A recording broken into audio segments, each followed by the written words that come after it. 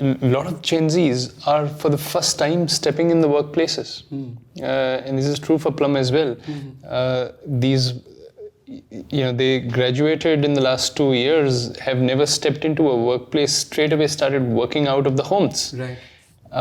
So we think there is a great responsibility to workplaces now, people leaders now, they could either set great examples of what could be psychological safe workplaces or the reverse for the people especially who are stepping in for the first time.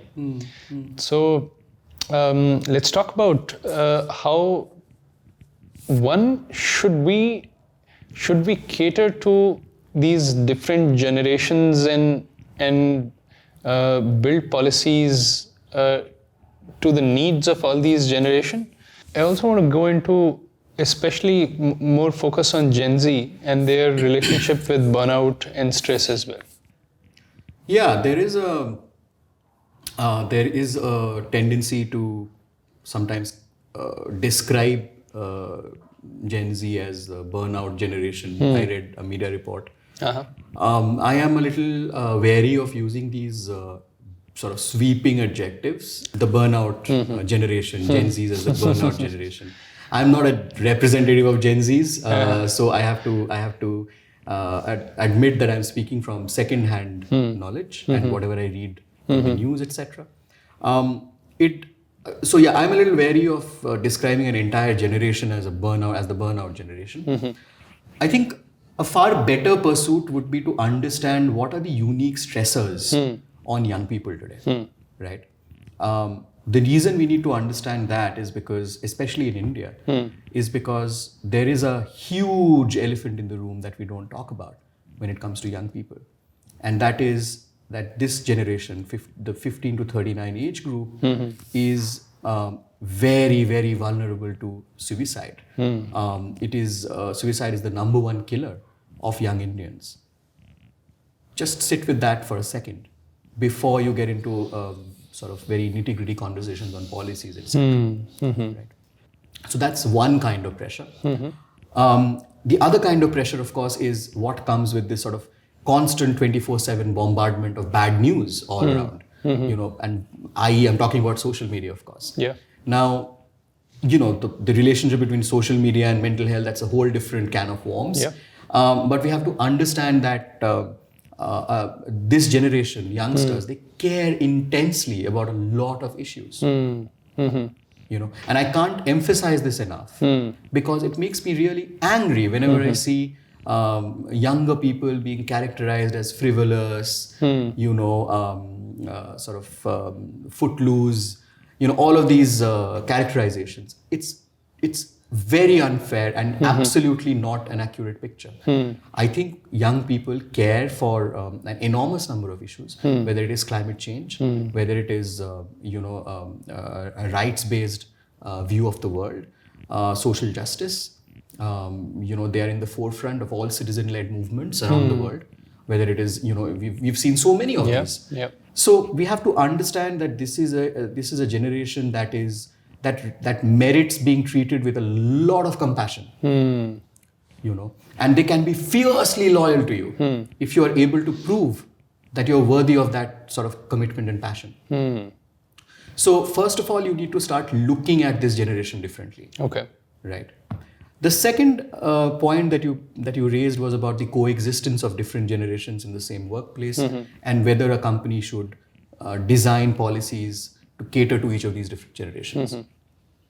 I mean, I'm not qualified really to comment on this, but how would this work? I'm wondering aloud here. Is it possible? Is it realistic for a company to create age-based policies? Is it even necessary? My intuition is to say no, because policy is a broad document, right? How you are going to treat your people on a day-to-day basis, there's a lot of leeway that leaders should have on determining those everyday, transactions or relationships that don't have to be codified in policy. And that's why we keep saying that culture is more important than policy.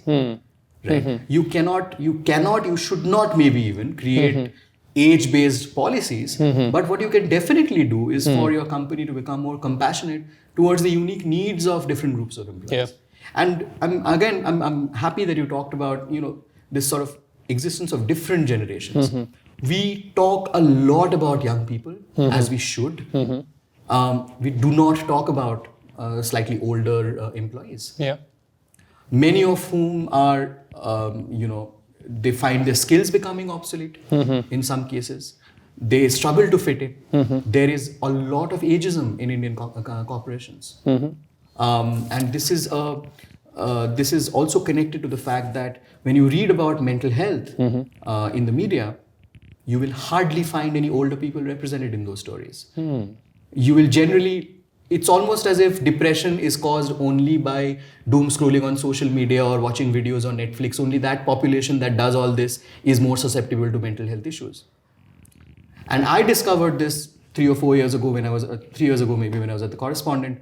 I was talking to a 95-year-old lady who had lived through the Second World War. And she told me, she has lived with anxiety and depression for 75 years of her life. And the more I spoke to this person, I started wondering, hang on, why don't we get more people like her in our in this sort of massive explosion of mental health related stories in the media today? Where are all the older people? And when you start thinking about this, you wonder that you realize that this links back to a general lack of representation of older people everywhere, right? So, how do we empower, how do we train, sensitize our managers to deal with different people of different ages? I mean, age is just a component of the, the various influences on a person's identity. That is a far more relevant question to me. How does the culture become more sensitive than whether we should create separate policies?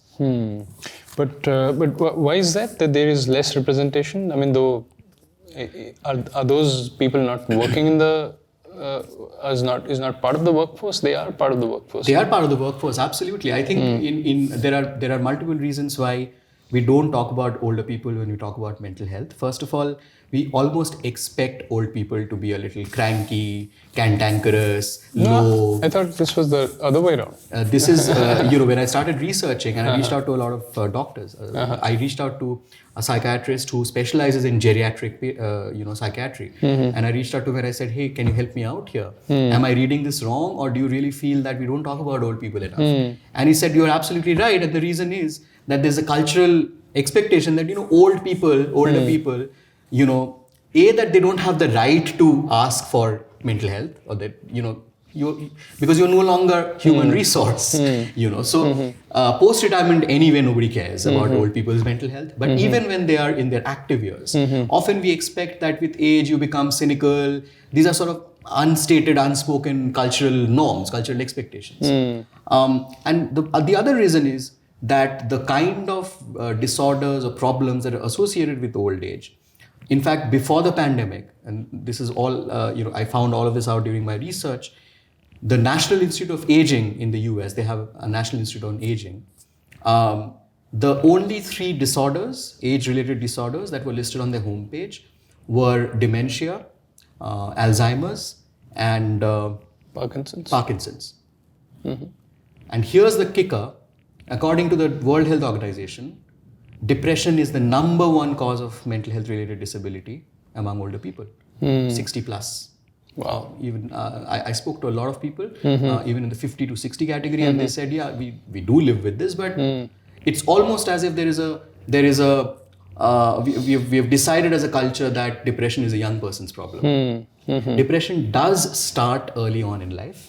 There is, that science is, research is clear about. That a lot of mental health conditions start very early on in life, but they don't have an exclusive relationship with only young people.